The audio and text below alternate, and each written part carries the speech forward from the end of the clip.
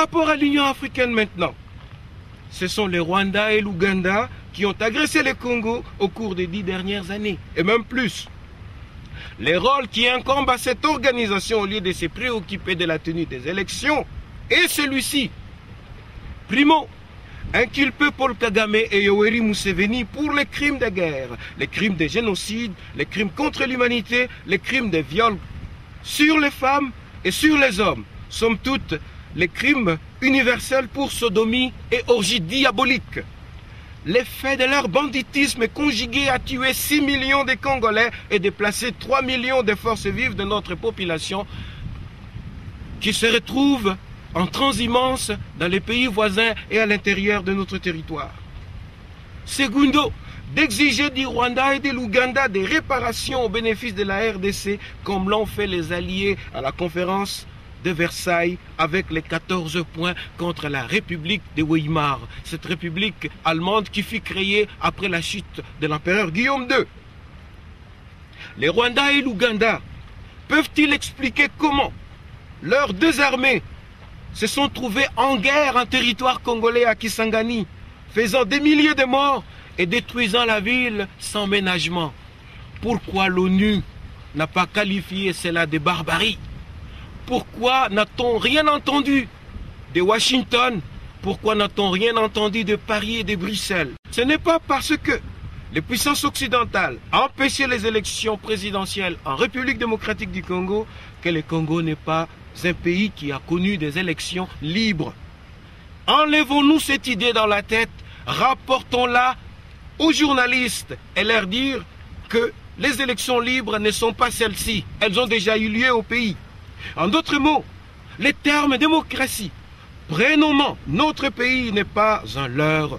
Nous sommes véritablement un État démocratique au vrai sens du mot. D'ailleurs, dans nos villages, on ne décide pas seul, on décide par consensus. Ceux qui ont assassiné notre démocratie sont nos propres alliés, les Occidentaux. Jusqu'à ce jour, la République démocratique du Congo est une propriété du chef de l'État. Et particulièrement, très actuellement, le Congo est une propriété de Joseph Kabila et ses associés, comme au temps où les rois des Belges Léopold II disposaient de notre patrimoine, de notre pays. C'est cette faiblesse qui est responsable de plusieurs de nos descentes aux enfers. Nous ne pouvons plus donner carte blanche aux politiciens parvenus et dont le CV n'est pas connu ni la retraçabilité de leurs origines antérieures. Il ne faut pas que la loi du Far West soit celle qui régit les enjeux de notre République et son avenir. Congolaises, Congolais, la mort rôde à nos portes. En Occident, en particulier aux États-Unis, les candidats comme les nôtres postulant la présidence de la République sont des individus déjà fichés par les FBI et disqualifiés de la course avant qu'ils se fassent candidats. Ils seraient tous interdits d'exercer leurs droits civiques. Joseph Kabila, Azarias Ruberwa sont des wanted qu'aucune éthique publique ne peut plébisciter. Et cela même s'ils montrent des prédispositions à la métamorphose. Ces criminels sur lesquels repose la fin de vie des 6 millions de Congolais innocents ont une cellule comme chambre à la prison. Ils n'ont pas atteint les sommets de la République avec une marche graduelle honnête. Ils ont usé des échasses pour enjamber les difficultés des hauteurs vers le pouvoir. Osons demander à Joseph Kabila s'il n'a pas encore tué et de quelle nationalité était sa victime ou ses victimes. La réponse est oui, il a déjà tué. Qui il a tué? Les Congolais. Comment? En masse, depuis son enrôlement dans les FPR, le Front Patriotique Rwandais et l'AFDL.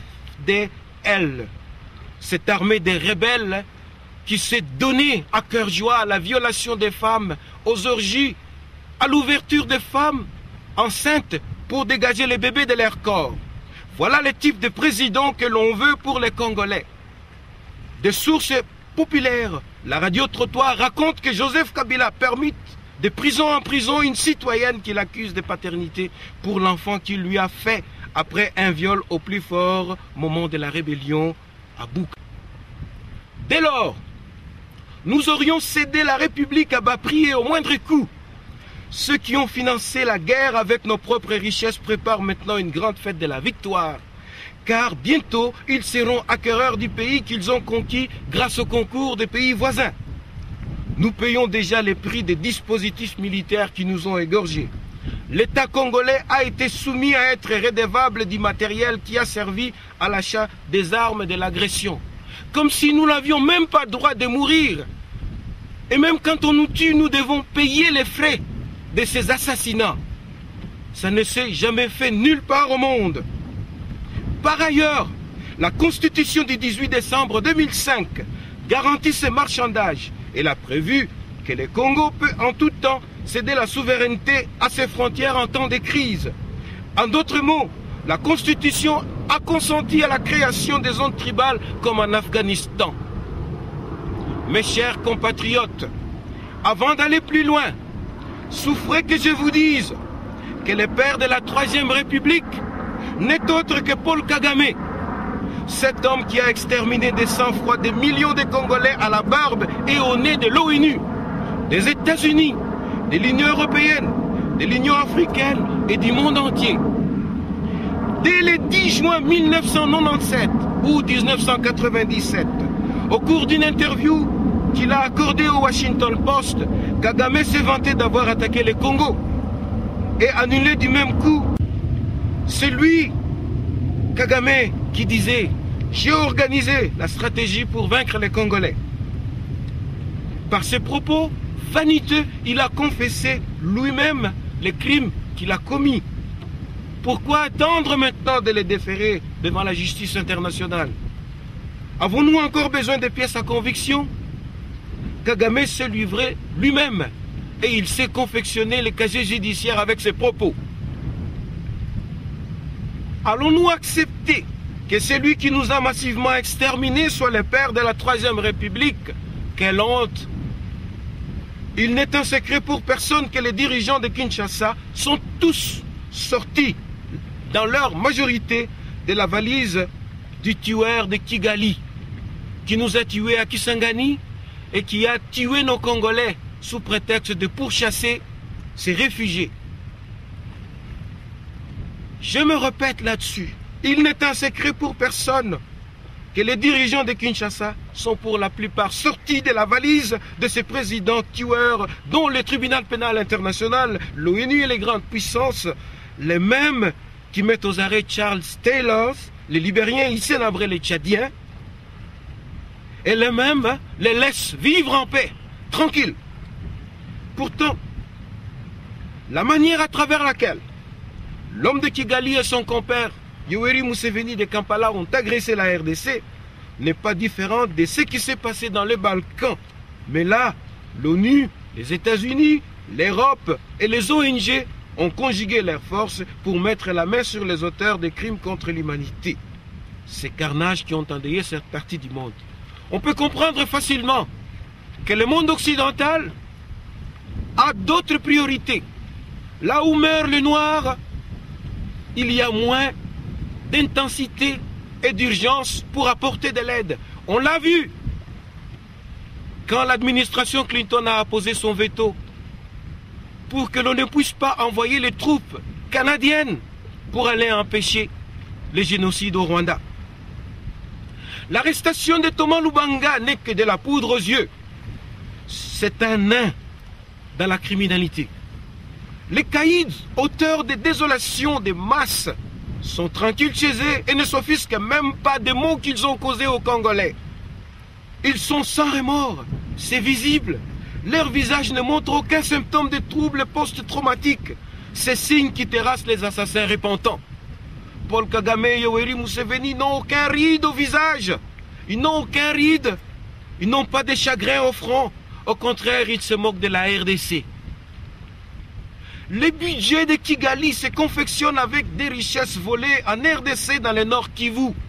Pour s'en rendre compte, sans parti pris, on n'a qu'à se rendre au marché mondial du diamant, de l'or et du coltan pour voir que ceux qui vendent ces matières premières n'en sont pas les producteurs, Museveni, quant à lui, a toute la forêt de l'Uturi où il exploite à sa guise les diamants et les essences de la forêt équatoriale. Il fut un temps où ce potentat, comme Jules César, nommé des gouverneurs militaires dans la province orientale. Pour consoler les Congolais de toute leur infortune dans cette tragédie, ce sont des contingents insuffisants des Nations Unies qui leur ont été dépêchés chez eux. Au prorata, les casques bleus envoyés au Libéria et en Sierra Leone sont bien plus nombreux qu'en RDC. Pour un pays aussi grand que l'Europe occidentale, le Conseil de sécurité n'a eu qu'une charité discutable pour les Congolais. Au fond, sa décision a été forcée par les pays scandinaves, que sont la Suède, la Norvège et le Danemark.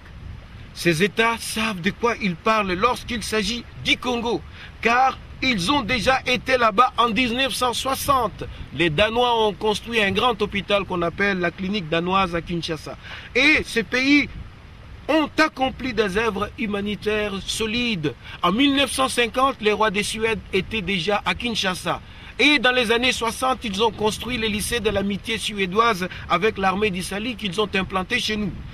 Dag Hammarskjöld, l'ancien secrétaire général de l'ONU, est d'origine suédoise. Il est mort en mission de pacification du Congo en 1961, à la frontière du Congo et de la Zambie, à Kitwe. Et si nous regardons bien comment il est mort, il est tout à fait plausible de croire que son avion avait été bombardé par la chasse de la Rhodésie du Sud, là où Ian Smith était le grand commandant. Notre pays demeure l'unique cas où la peur est reine. Les forces intérieures répondent sans réaction au désidératum de l'imposture sous la menace des armes. Les désidératum, c'est les desiderata au pluriel en latin. Nous acquisons massivement un aplaventrisme inquiétant et sommes constamment acculés au mur comme des chiens sommés par la peur d'une mort certaine. Qu'ils nous souviennent, nous sommes un grand peuple. Nous avons inscrit des grandes victoires au cours de des grandes guerres mondiales. Nous avons chassé les troupes allemandes au Rwanda, au Burundi et au Tanganyika. Aujourd'hui, Tanzanie en 1914-18. Ces chants que je fredonne rappellent à plus d'un ce que furent nos victoires, car nos anciens combattants et nos pères le chantaient pour se souvenir de ce qu'ils ont fait. Saluti, saluti, pesa saluti, saluti, saluti, pesa saluti, toko pesa saluti na mindele banso, biso bakongole, bakongole toye kosalisa. Bataillon, bataillon, nabiso, nabiso, lelo, tokamatisayo. Ce chant rappelle cette épopée. Nos victoires militaires sont inscrites dans différents pays de l'Afrique de l'Est jusqu'à la corne de l'océan Indien. En Éthiopie, qui était appelée à l'époque la Bycynie, c'est dans les villes d'Assosa et Gambela que nous avons chassé les Italiens du général Graziani. En Tanzanie, ce sont les villes de Mayenge, de Tabora et de Sayo où nous avons défenestré les troupes de Guillaume II. Au Soudan, ce sont quelques localités d'Ibaha, El Ghazal, qui n'étaient pas occupées, mais qui protégeaient les Congolais pour les Anglais contre les incursions italiennes du général Graziani établi en Abyssinie. L'Éthiopie d'aujourd'hui. C'est pourquoi, en créant de nouvelles cités, Ngiringiri, Dendal, aujourd'hui Kassavubu, il a plu à l'urbaniste d'honorer nos grands-parents pour leur bravoure militaire. Ce faisant, les avenues principales parcourant ces deux communes portent le nom de la victoire, de Sayo, de Gambela, de Birmanie et de Khartoum. C'est également pour la même raison que l'on a construit la maison des anciens combattants le long de l'avenue Gambela dans la commune de Kassavubu. C'est un mémorial de nos parents et grands-parents tombés au champ de l'honneur. Congolaises, Congolais, l'heure est plus grave encore. Nous avons contribué beaucoup à la victoire des Alliés. Nos vaillantes figures en uniforme étaient en Birmanie se battant contre les Japonais aux côtés des Britanniques, tout près de la rivière Kwai, que tous, presque nous avons vus immortalisés au cinéma. Ce sont Gaston Diomi, mon parrain, les députés et politiciens, Victor Lundula, mon oncle du côté paternel, le premier commandant des armées congolaises à leur création, le docteur Lomboto, le fondateur de la Croix-Rouge nationale du Congo. L'anthologie de notre histoire regorge des hauts faits et nous ne sommes pas des lâches devant les menaces de la pointe de l'espadon. Partant, nous devons nous opposer en tout temps à la campagne de peur. Pour cela, nous n'avons qu'à nous inspirer de la posture héroïque des autres, peu importe la nature du front devant lequel ces autres étaient exposés aux barricades. Comme Gavroche, nous pouvons aussi tenir tête. En France, les jeunes lycéens se sont opposés au CPE, ces contrats de premier emploi, et ces lois contre le gouvernement de Dominique de Villepin. Chirac et son premier ministre ont cédé devant la pression de leurs enfants. En Ukraine, la révolution orange a vaincu la terreur, la falsification et la fraude organiquement planifiée par les pouvoirs en exercice n'a pas pu avoir prise sur le consensus populaire. En Côte d'Ivoire, le peuple a renvoyé le général Robert Gueye avec ses résultats montés nuitamment de toutes pièces dans les casernes par ses subalternes et ses complices. Au Népal, le roi a été contraint de restaurer le Parlement dans ses prérogatives et a dû s'effacer du commandement des forces armées. Ceci signifie qu'il n'a plus rien à dire en matière de sécurité nationale de son pays. C'est une abdication polie. Ce rappel des conséquences, ce rappel des séquences également, dû à la désobéissance civile, n'est pas le propre des étrangers. Cette disposition doit être la nôtre aussi quand nos droits ne sont pas respectés et quand notre dignité est foulée aux pieds. Les assassins des Congolais sont libres. Ils s'apprêtent à hériter les pouvoirs que les délégués de la table ronde de 1960 ont arrachés héroïquement aux Belges.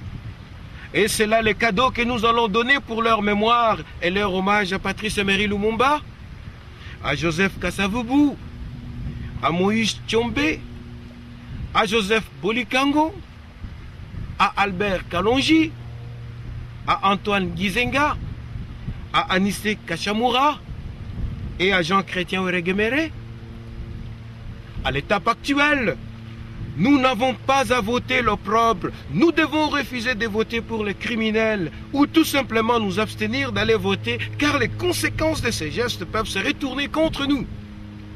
Il n'existe aucun pays au monde où le peuple s'élève, sort de chez lui pour aller hisser au pouvoir ses bourreaux. Tous les peuples résistent, les Français ont résisté. Seuls les esclaves sont contraints à faire cela. Et même eux, ils se révoltent. C'est pourquoi les Noirs américains aujourd'hui jouissent de tous les droits fondamentaux. Dressons nos fronts longtemps courbés et prenons les plus bel élan des peuples grands et libres. Figurons-nous que c'est une honte éternelle pour nous que Paul Kagame devienne le père de notre troisième République. Tous les journaux en parlent et tous les reportages diffusés aux chaînes de télévision et radio du monde entier. Tous les journaux disent que l'agression au Congo a été soutenue par le Rwanda et l'Ouganda. Ce sont eux les parrains, ce sont eux qui l'ont encadré. Je n'invente rien de nouveau sur ce sujet. On peut, à titre de référence, parcourir le reportage de Radio-Canada de juin 2002, réalisé par Jean-Marie Lépine et Jean-Michel Leprince, pour que l'on me donne raison. Les autorités congolaises de première ligne et qui sont candidats au présidentiel ont pour la plupart été débarqués des conteneurs de guerre de Paul Kagame. C'est assez clair dans le grand reportage de Jean-Michel Leprince. Vous pouvez voir comment on présente la façon dont le Rwanda est en train d'exploiter les richesses du Congo au grand dam de la communauté internationale. En fait, c'est le FPR qui a injecté nos autorités actuelles dans le paysage du pouvoir, et cela au prix de 6 millions d'innocents. Il va falloir que ces morts nous donnent la dignité de les défendre et de refuser à ces rebelles, à ces bandits qui nous ont tués de reprendre ou de continuer le pouvoir. Ils sont là déjà depuis 10 ans et rien n'a changé et ils ne font que voler. Mes chers compatriotes, justice n'a pas été faite. Mes chers compatriotes, la désobéissance civile n'est pas une infraction, ni même un crime contre la Constitution. C'est un droit qui est un tout, c'est-à-dire à la fois principe, cause et unité. Dans le principe, il y a l'entendement de notre conception de la démocratie. Dans la cause, il y a la motivation de notre régime des élections. Et dans l'unité, il y a la synthèse de notre jugement, surtout par rapport à tout ce que l'on voudrait nous inciter à faire par affectation psychologique à travers une grosse et grande campagne de peur. Je répète encore une fois que ce sont le peuple eux-mêmes qui font la démocratie chez eux, pas les autres. Les Congolais ne seront pas les premiers à exiger des clarifications sur les réalités qu'on leur soumet. Aux États-Unis d'Amérique, Arnold Schwarzenegger ne sera jamais président des Américains. Donc, il n'est pas éligible comme chef de l'État et ne pourra jamais rêver d'être locataire de la Maison Blanche. Le Congo que l'on nous donne maintenant est dépouillé de son noyau. C'est un État sans génératrice, sinon un pays désossé de son âme et de sa chair. Il est inquiétant de constater par ces jours-ci que c'est Bruxelles qui vient nettoyer la ville de Kinshasa. 6 millions de morts, c'est le tiers du nombre de victimes de la Première Guerre mondiale en Europe. Nous, Congolais, devons exiger du Sénat américain l'interpellation de tous ceux de l'administration Clinton qui ont participé à la déstabilisation du Congo-Zaïre. La Constitution américaine interdit aux hommes d'État américains de troubler la paix dans les pays étrangers. Et cela date depuis 200 ans. Il est important également au point où nous sommes que les autorités de l'Église catholique de chez nous se prononcent à leur tour. Il y a un grand silence. Il y a un grand silence de cette grande institution qui encadre les Congolais. Les autorités catholiques ont pris part à la conférence nationale souveraine et l'une d'entre elles, un illustre prélat, a joué un grand rôle. L'indifférence au malheur n'est pas dans les habitudes de l'Église. Cela est d'autant plus vrai quand on sait que ceux qui sont au pouvoir ont tué les évêques, les prêtres, les religieux et les religieuses, qu'ils ont en plus violés au cœur des couvents. Au-delà de tout entendement, les armées rebelles et leurs chefs ont tué massivement, violé massivement, volé massivement, détruit massivement. Le manque de chiffrer et d'enquêter sur les crimes font que pendant plusieurs années, la nation congolaise n'interroge pas son gouvernement sur les événements que le pays a vécus. Comme par exemple, qui a tué Patrice Lumumba? Qui a tué Okito? Qui a tué Mpolo? Qui a tué les étudiants le 4 juin 1969, parmi lesquels se trouve mon cousin Raphaël Kazadi? Qui a tué tous les autres Congolais, parmi lesquels les condamnés à mort, ceux qui ont disparu et ceux que l'on ne revoit jamais dans les registres des recensements? Or, aux États-Unis, on s'interroge sur qui a tué Kennedy. En France, on s'interroge sur qui a tué Ben Barka. Au Burkina Faso, on recherche toujours les tueurs de Thomas Sankara. Au Congo-Brazzaville, on est presque au point de traduire en citation directe le vrai conspirateur responsable de la mort tragique du camarade Marien Gwabi.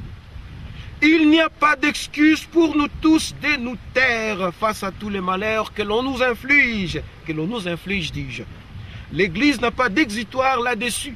Les Christ, Saint-Pierre et Saint-Paul, s'ils étaient là, réagiraient pastoralement contre les martyrs des Congolais. L'Église n'a pas de raison de se taire et de se mettre en réserve. La rébellion de laquelle sortent les dirigeants actuels a des comptes à lui rendre. Les autorités ecclésiales en fonction ne doivent pas être complaisantes avec l'engeance qui dirige la République démocratique du Congo. 40 années auparavant, les mêmes acteurs ont cruellement tué la sœur Anouarite Nengapeta et assassiné horriblement le médecin pasteur américain, le docteur Paul Carlson, un Américain qui soignait les démunis à Stanleyville, aujourd'hui Kisangani. Que faut-il penser de cette perpétuation des martyrs, ces apôtres du Christ, victimes de la rébellion bicéphale?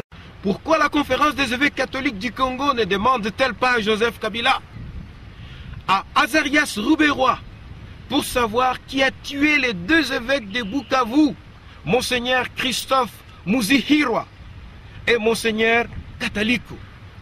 L'Église a-t-elle déjà cherché à savoir les raisons de ces crapuleux assassinats? En tout cas, je m'attends à ce que les autorités de l'Église aient le courage de traverser l'adversité dans la sérénité, en possession de leur intégrité. Je ne me représente pas une Église catholique muette qui se laisse intimider par la campagne de peur. Le projet salvateur de Jésus, issu du dessein de Dieu son Père, fut celui de libérer l'humanité du joug de l'oppression et de la peur. Le pape Jean-Paul II répétait constamment quand il était devant les jeunes la phrase de son supérieur général Jésus-Christ: « N'ayez pas peur ». En d'autres termes, l'ultime credo du Christ est la liberté. L'Église catholique de la République démocratique du Congo doit renouer avec sa tradition d'interlocuteur du droit, de la justice sociale. Ce n'est qu'au prix de la défense de la personne humaine dans toutes ses attentes qu'elle va réussir sa mission pastorale et évangélique de sauver les âmes. Les autorités de l'Église catholique doivent prendre les bâtons de Moïse pour refouler la marée noire des élections fausses et truquées d'avance afin que les Congolais démystifient les promesses des mensonges démagogiques et démoniaques. Les pasteurs au service de l'Église sont le prolongement du bras de Dieu dans le monde. Les Congolais sont des prisonniers dans leur être. Ils sont manipulés par une superstition qui tente de contrôler la pesanteur de leur conscience historique, politique et civile. Les Congolais apparaissent comme noyés dans l'arche qui n'a pas réussi à flotter sur les eaux impétueuses du déluge. Le 17 janvier 1961 est le point radial de ce naufrage à partir duquel nous ne parvenons presque plus à nous en sortir. Pourtant, les Israélites, après 40 ans, ont mis fin à l'exode. La République démocratique du Congo n'est pas capable d'arrêter sa marche à rebours après 4 décennies. Elle est le plus concertant dans tout ça. La République n'a pas de berger et ne dispose pas non plus de boussole. C'est là le point d'inflexion qui fait la différence avec les enfants de Canaan. Ceux-ci connaissaient où ils allaient et étaient garantis de leur itinéraire de parcours par leur patriarche.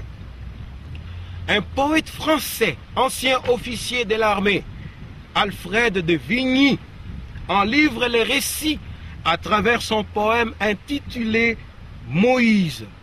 Écoutons, pour la nécessité, le vers du dernier paragraphe de son texte. « Or le peuple attendait et craignant son courroux, priait sans regarder le mont du Dieu jaloux.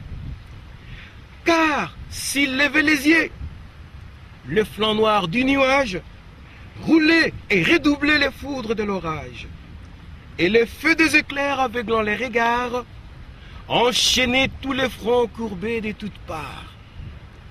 Bientôt, les hauts du mont reparut sans Moïse. Il fut pleuré. Marchant vers la terre promise, Josué s'avançait pensif et pâlissant, car il était déjà l'élu du Tout-Puissant. Fin de citation.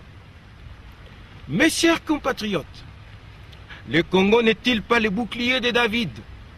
Si l'on trace 2 triangles sur la carte de notre pays, le premier entre Kinshasa, Kisangani et Lubumbashi, le second entre Mbandaka, Bukavu et Kananga, ces anciens chefs-lieux du Congo belge, de premier ordre et de deuxième ordre, ne retrouve-t-on pas l'étoile de David sur la carte du Congo? Oserions-nous découvrir l'essence cachée des 6 étoiles de notre drapeau de l'indépendance comme un alphabet spirituel de notre attachement et de notre foi en Dieu?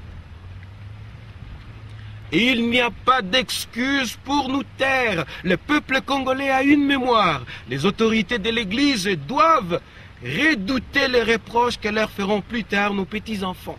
À ce que je sache, il y a certaines autorités de l'Église catholique du XXe siècle qui sont reprochés par l'histoire récente pour leur silence au cours de la Seconde Guerre mondiale. Au Congo, cela n'a jamais été le cas. Monseigneur Maloula n'avait jamais fléchi. Dans l'ancien régime, les évêques ont eu le courage de montrer au président Mobutu les erreurs de son parti. En effet, en date du 9 mars 1990, ils lui ont adressé un mémorandum d'où j'ai tiré cet extrait. Parmi les équivoques à lever et les incohérences issues de notre système politique hybride, Monsieur le Président, se trouve en premier lieu l'institutionnalisation du mouvement populaire de la Révolution et sa transformation en parti-État. Celui-ci ne peut avoir d'autres effets qu'un dédoublement coûteux des structures et instances du gouvernement, ainsi qu'une gestion de l'État au gouvernement, ainsi qu'une gestion de l'État au rythme d'un parti politique. Le parti devenu institution suprême a envahi non seulement tout l'appareil politico-administratif de l'État, mais également tous les secteurs de la vie nationale. Pourtant, plutôt partout où il a été introduit et organisé, dans les écoles, les sociétés économico-financières, l'administration publique, les gouvernements ou conseils exécutifs, l'armée, il a eu une forte tendance à l'inversion de l'échelle des valeurs. Fin des citations. Ceci montre assez bien que si une volonté politique, sociale et surtout pastorale se faisait jour, les leaderships de l'Église sortiraient vainqueurs dans cette crise congolaise récurrente. Par contre, son silence ne fait que faire des victimes. Le Christ, c'est la liberté. Le Christ, c'est la démocratie. Tout ce que Jésus est venu apporter à l'humanité, c'est la liberté. En clair, le Christ dans le monde est la boussole de l'existence pour tous ceux qu'il a visités et qu'il visite toujours. Les Occidentaux ne peuvent pas se départir de sa doctrine ni de sa philosophie, car l'émancipation de leur espace et de leur culture est d'obédience judéo-chrétienne, terme qui signifie la même chose puisque Jésus est israélite et juif en même temps. D'ailleurs, les grandes idées de la démocratie occidentale ont jailli du moule de la chrétienté et des auteurs illustres de la liberté, du droit et de tous ceux qui fondent la législation de l'Occident sont tous des chrétiens. Francis Jefferson, George Washington, Franklin Roosevelt, Gabriel Marcel et même Sartre sont des figures du monde chrétien. L'athéisme dit dernier s'est érigé avec le système chrétien pour contester la véracité des dieux. Donc Sartre est un athée chrétien. Il me semble qu'il y a nécessité à ce que les autorités de l'Église catholique qui ont pris part à la conférence nationale souveraine prennent part aux discussions, disent leur position à la population et l'aident surtout à se détourner des gens qui ont tué les brebis de leur Seigneur, de notre Seigneur. Il est temps que l'Église catholique choisisse son camp, le camp du peuple. Quand dans une maison, on assassine tout le monde, on tue les prêtres, on tue les religieuses, on les viole dans les lieux sacrés, l'Église catholique n'a pas raison de rester silencieuse et de laisser Kabila, qui a été investi par la rébellion, et de laisser Azarias Rouberois, qui est responsable avec ce groupe de la mort de 2 évêques dans le Kivu. Congolaises, Congolais, du drame poignant que nous vivons, je m'en voudrais si je fais cette communication sans pouvoir parler de la mémoire. J'ai bien dit que les Congolais ont une mémoire et tous les peuples ont une mémoire. C'est grâce à elle que chacun d'entre nous a des réminiscences. Et moi aussi, si je parle, c'est parce que je me souviens. Que dirions-nous alors d'elle pour essayer tout simplement de la définir très simplement? La mémoire est une faculté intellectuelle par laquelle l'intelligence aligne en ordre successif les faits marquants d'une réalité dynamique projetée à l'écran de l'existence. Cette définition, vous ne la trouverez pas dans les livres, elle vient de moi. Cependant, la même définition peut être encore plus vaste dans ce que je peux trouver à travers les quelques réflexions que j'ai faites à son sujet Je pourrais nous dire que la mémoire est aussi un logiciel de l'esprit par lequel une instance retient les événements en vue de les porter à la commémoration et à la célébration par le biais d'un registre de consignation des souvenirs. La mémoire est une écriture de la réminiscence qui raconte par des vestiges, des artefacts, par la pensée, la signature anthropologique du phénomène humain et existentiel. La fin du néolithique, l'Antiquité, le Moyen-Âge, les temps modernes et l'époque contemporaine sont des mémoires répertoriées dans les chambres dites temps qui documentent sur l'évolution du genre humain à travers les segments horaires de la chronologie dans la décompte des transitions historiques. La sortie d'Égypte, disais-je, la naissance, la vie publique et la résurrection du Christ, le martyre de Jeanne d'Arc, celui d'Ndona Béatrice du Congo, d'Anouarité, la défaite de Bonaparte à Waterloo, la déportation des 37 000 familles congolaises par les Belges du Congo belge, la mort du président Senghor sont également mémoire. Si tel est notre projet immédiat, nous faisons fausse route quand nous l'ignorons. Revisitons maintenant sans faux fouillons, disais-je, notre mémoire, surtout la plus récente, et permettons-nous d'épingler les points saillants avant d'avancer plus loin. Voilà pourquoi je demande à tous et à moi-même, à ce qu'ensemble, nous fassions un effort qui va nous éclairer sur la manière d'envisager la façon de surseoir les élections qui s'en viennent. Tout le XXe siècle, les Congolais ont été tués et massacrés sans répit. C'est le seul peuple du monde noir dans toute l'histoire de l'humanité à avoir été exterminé comme les bêtes de somme de la boucherie et de l'élevage. Il n'existe aucun État africain où la conjoncture des conflits livre ses enfants à une mort industrielle comme en RDC. Et on voit ça à Washington, à Paris, à Bruxelles, à Moscou, on s'était. Même le Rwanda, pour lequel on rappelle les génocides de 1994, n'a pas enduré de pertes en vies humaines au taux de la densité congolaise. Le Darfour non plus et le Timor oriental non plus. En évoquant cette parenthèse, l'idée n'est pas de compter les records de morts, car tous les génocides, quelle que soit leur ampleur, demeurent des crimes contre l'humanité, mais de faire voir toute la négligence de la communauté internationale pour la cruauté faite à un peuple par des adversaires sans foi ni loi et qui se sont permis de financer la rébellion chez nous avec les ressources volées dans notre propre maison. Aussi, c'est au laxisme du Conseil de sécurité que j'ai fait cette remarque. Il a manqué la probité de qualifier la mort de 6 millions de Congolais de génocide. Car si cela n'est pas vrai, que serait le Québec avec un génocide de 6 millions sur son territoire? La Suisse, la Hollande, le Danemark, Monaco, le Liechtenstein, même l'État de New York survivrait-il du massacre de cet ordre? Les gros du bilan des génocides en Afrique s'élèvent comme suit. Pour le Rwanda, 800 000 victimes. Pour le Darfour, 52 000 victimes.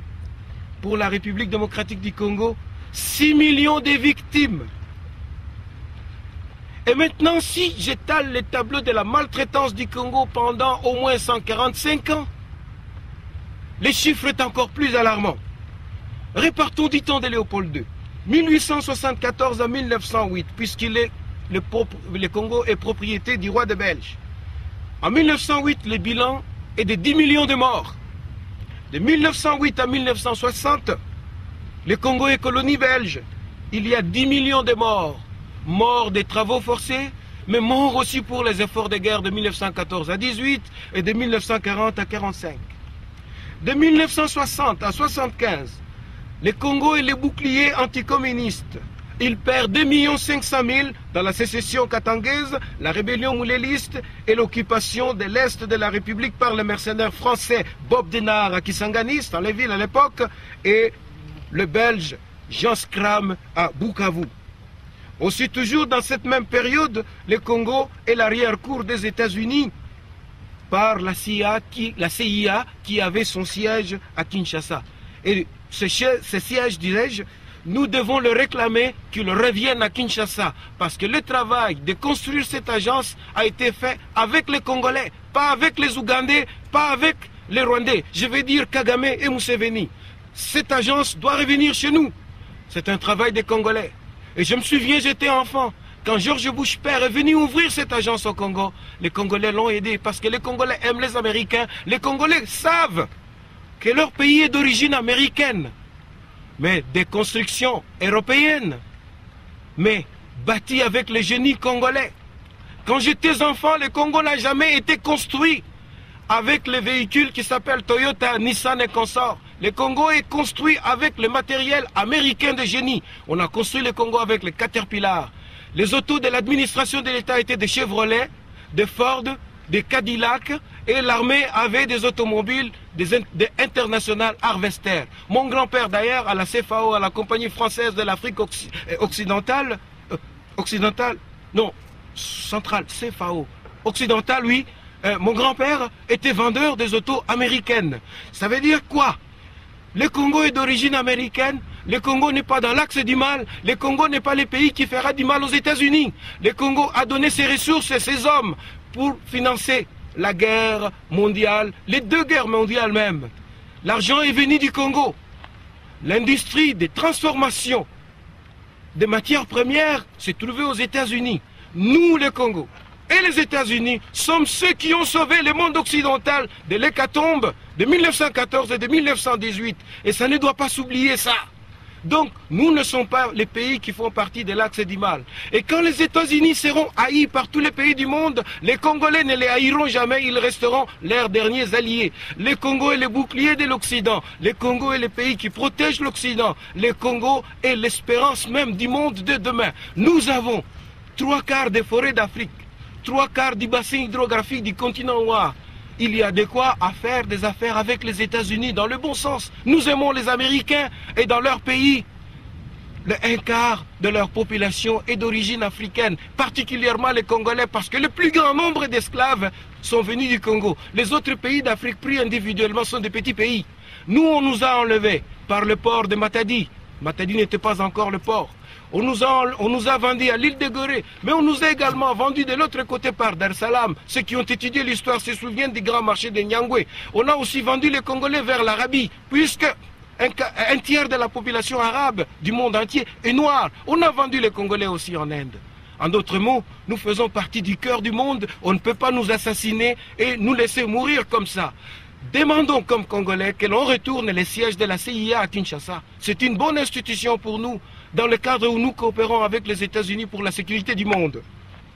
Donc, je reviens à cette maltraitance. Je disais qu'en 1960 et 1975, il y a eu 2 500 000 morts. De 1975 à 1990, le Congo est la tour de contrôle des États-Unis, car le Congo contrôle la coalition militaire soviéto qui mène en Angola.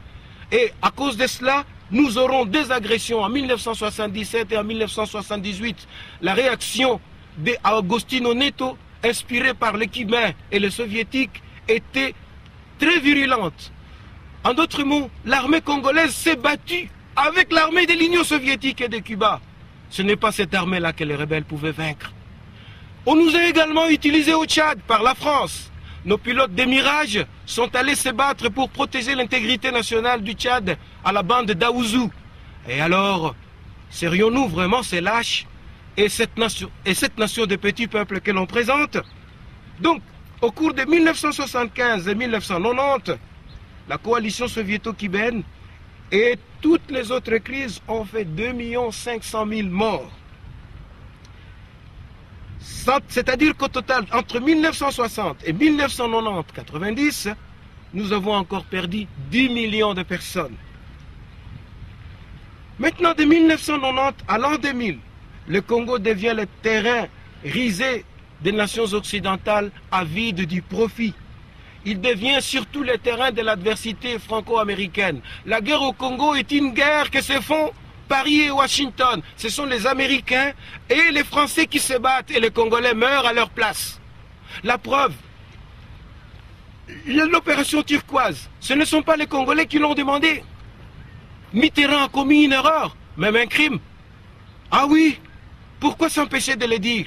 Puisque Mitterrand n'avait pas pitié du général de Gaulle. Il le critiquait pour sa politique en Algérie. Ce qu'il a fait avec l'opération turquoise a amplifié des situations qui ne font qu'embraser le Congo à l'est. Mais en même temps, l'administration Clinton a donné des armes équipées et entraîné les FPR et les rebelles pour nous attaquer. Kabila, de sa retraite des rebelles en Tanzanie et ailleurs en Afrique de l'Est, combien d'argent il avait?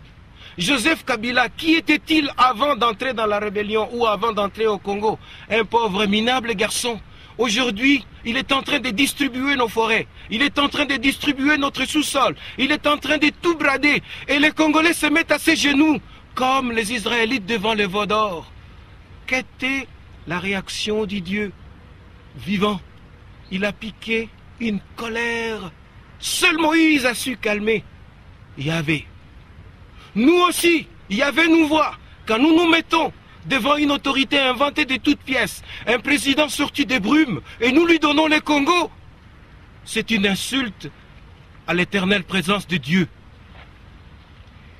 Bilan général de 1990 à 2000, il y a des morts éparses, mais surtout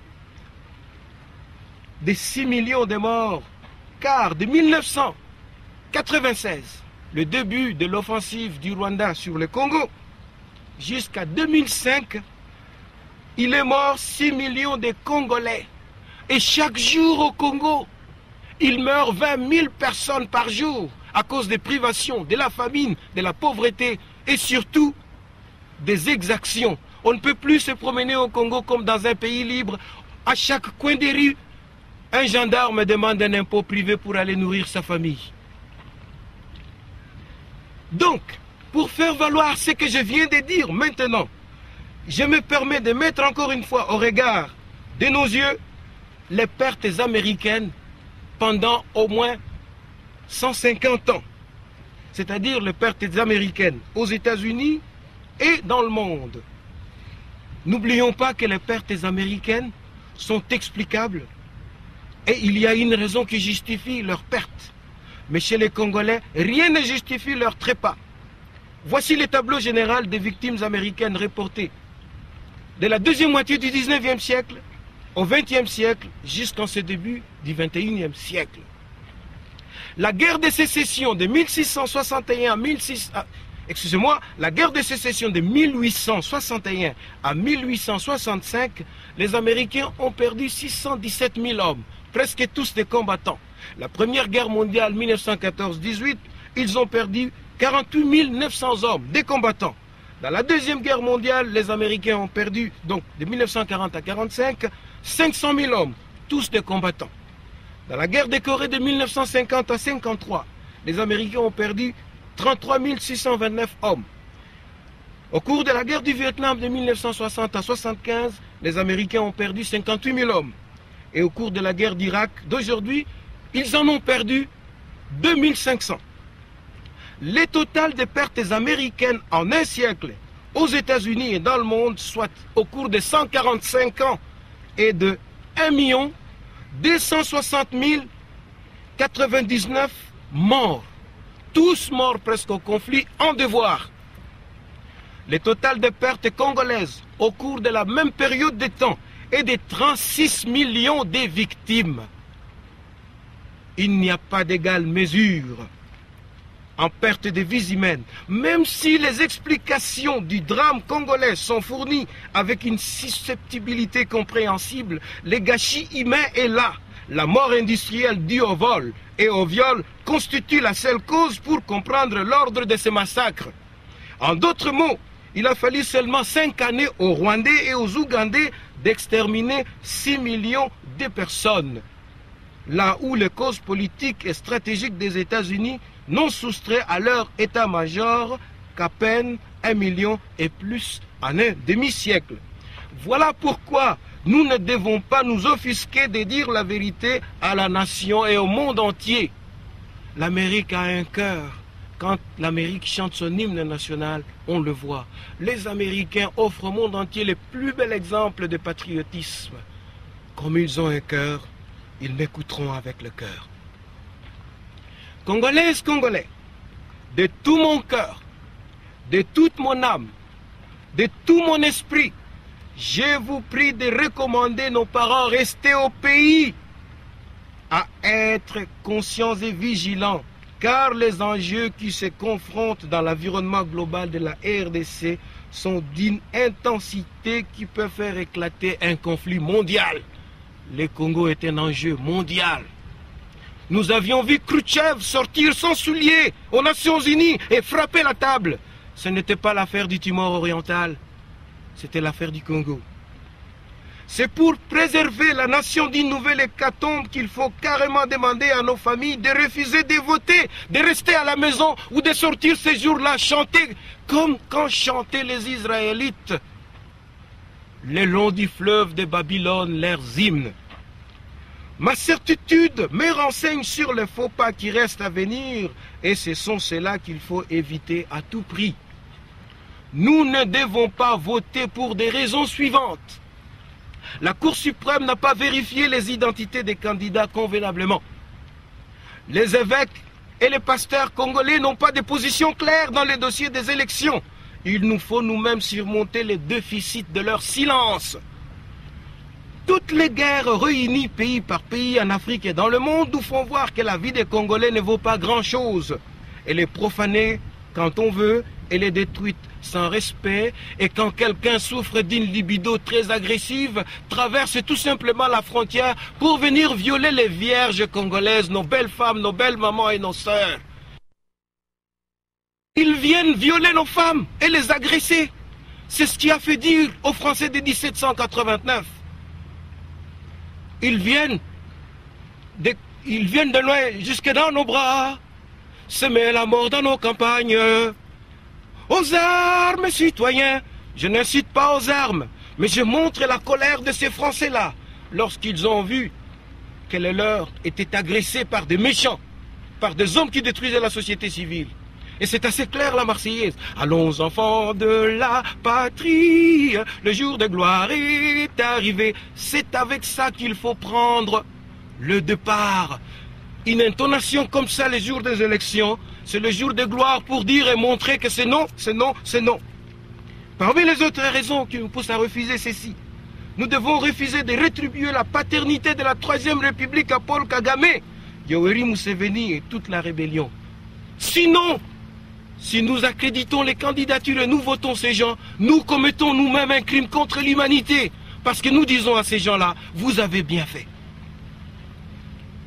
Tout ce que je viens de nous relater, de vous relater, n'est pas secret. Je l'ai déjà communiqué aux grands de ce monde. J'ai plusieurs fois écrit au président américain George Bush. J'ai plusieurs fois écrit au président français Jacques Chirac. J'ai plusieurs fois écrit au très honorable Premier ministre canadien Stephen Harper.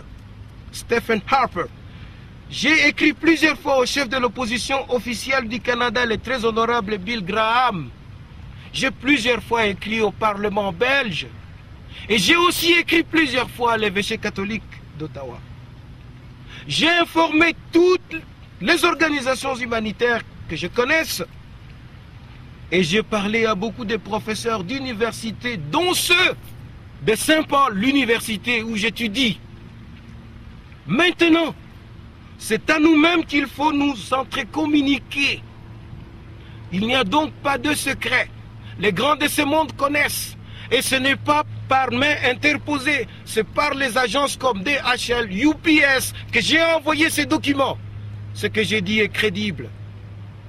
Je me souviens, je vais vous dire une histoire dramatique. J'avais 8 ans. J'étais là avec mon père quand on tuait Patrice Lumumba. La seule chose pour laquelle je me bats pour cet homme disparu, c'est qu'il m'a dit avant de mourir, trouvez-moi au moins une tombe parce que je ne l'aurai pas. Était présent Sapwe Pius, Munongo Godefroy, mon oncle qui était chauffeur à Elakat, élevage du Katanga, et son collègue, car ce sont eux qui ont pris son corps après pour le garder dans le frigidaire pendant 2 jours au moment où l'on recherchait la solution de le dissoudre dans les Chimpranda. Ceux qui parlent swahili comprendront de quoi je parle. Donc, pour défendre notre cause et faire comprendre les grands de ce monde, j'ai trouvé une philosophie très douce, mais profonde pour la réflexion. Je l'ai tiré au cinéma dans Air Force One. C'est Ford Harrison qui fait un discours au président russe. Même si c'était une mise en scène, il a fait là un beau discours qui rejoint les paroles qui sont dans la galerie de l'anthologie et surtout de la philologie américaine.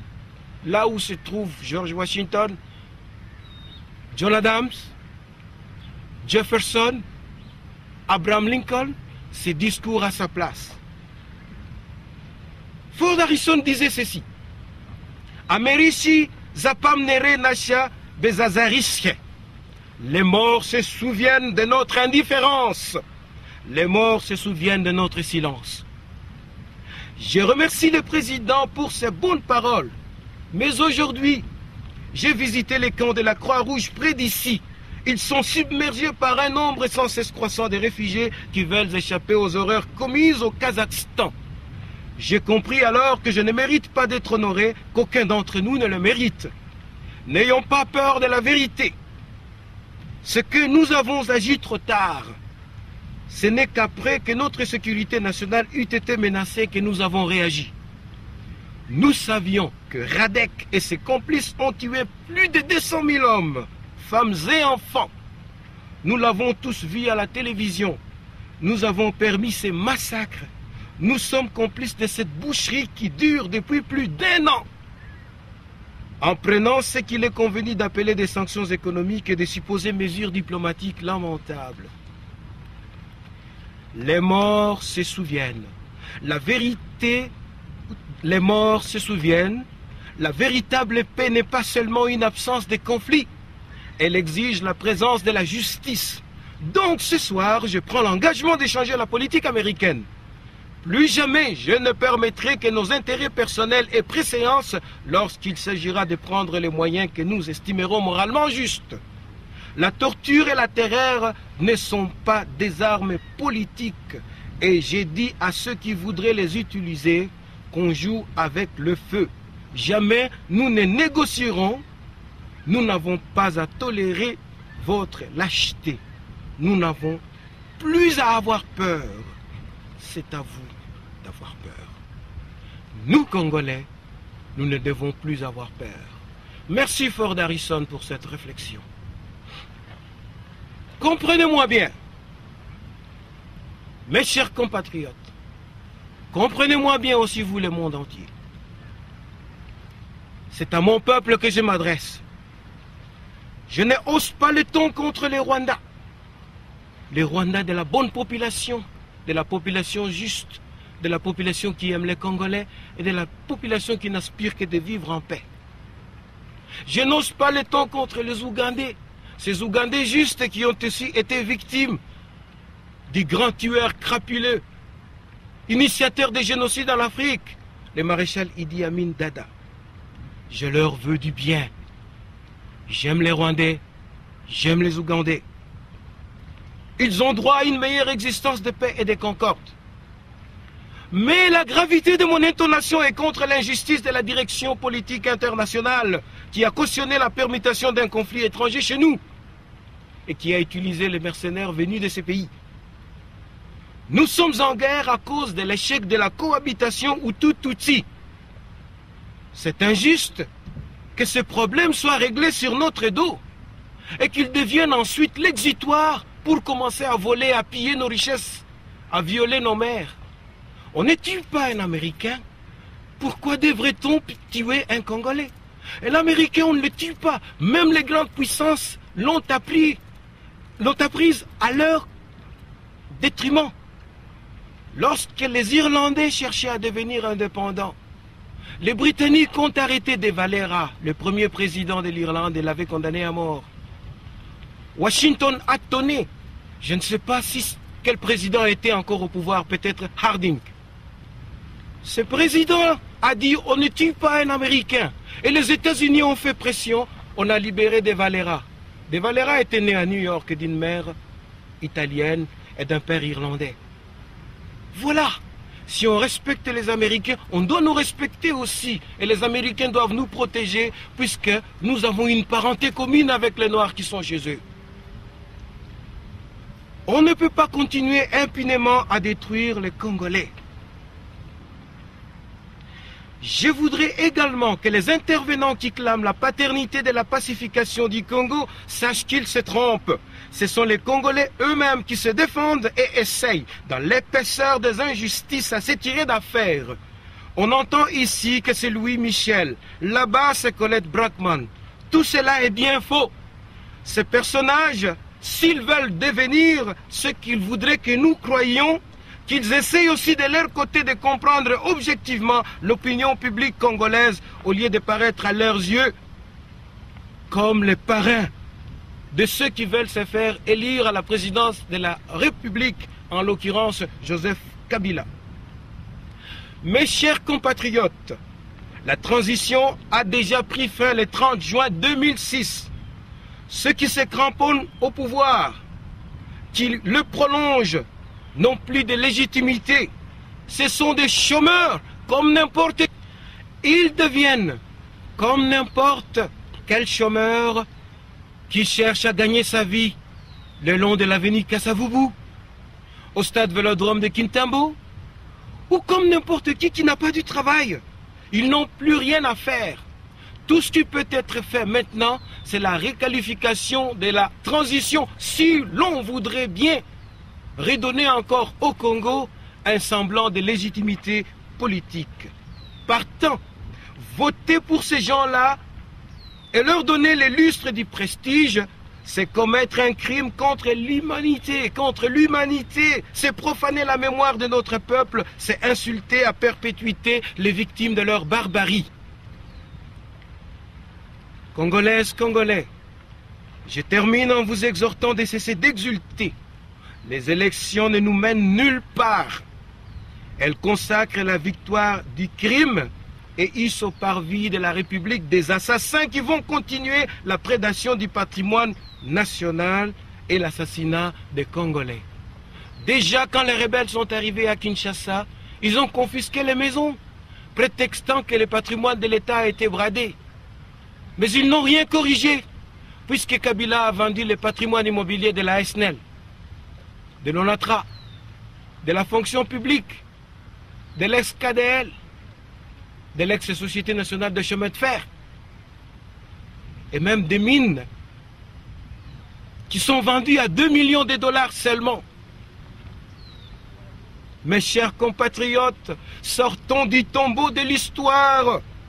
Refusons l'oppression, la soumission et la lâcheté. Ne portons pas au pouvoir ceux qui ont semé la mort partout sur notre territoire. Ne votons pas Kabila, ne votons pas Rouberois. Ne faisons surtout pas de Paul Kagame, le père de la Troisième République. Tusikilizane muzuri, mushivote bale bantu banaua bantu, mubakatale mupindule mikongo. Bandeko nanga yakini, bo vote batu wana te, babomi batu, bo tourne mu Congo. Kine zamboka bayankete, baloba babeta katolo te. Ndenge nini, bayanke mususu ba utie pa boyebite baye bakamati bokonzi. Bampangi ya munu mumetu bela benu, yandike mbote ve. Benu ke vote ve, batu ya kifwa. Batu ya kifwa. 6 millions ya bakongole, bao yonso mefwa, samuna bao. Mumetu bela benu, ba rebel, ba Kabila, ba Zaïra, ba Zaïdi Ngoma, ba Rouberois, ba yonso, ba uke ba vous entoko ve. Vous entoko yandi mosi kaka. Bana betu bonso ndino ambila, leke la boalo ebu. Kanu vote bantu ebu, bantu abo bantu babi. Mbashipa bantu bonso, leke la inono bonso. Ona kimi, dimite, no chike oma. No lange ko vote. Bako etu bonso basonge. Tupela. Tanuenda nga ku vote. Amine milongula.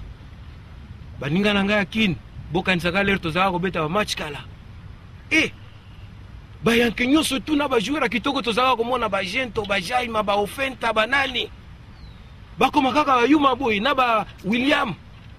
Na bungi ba match ya Daring, ya Jeune Daring na ya Berchikot. totika biloko wana.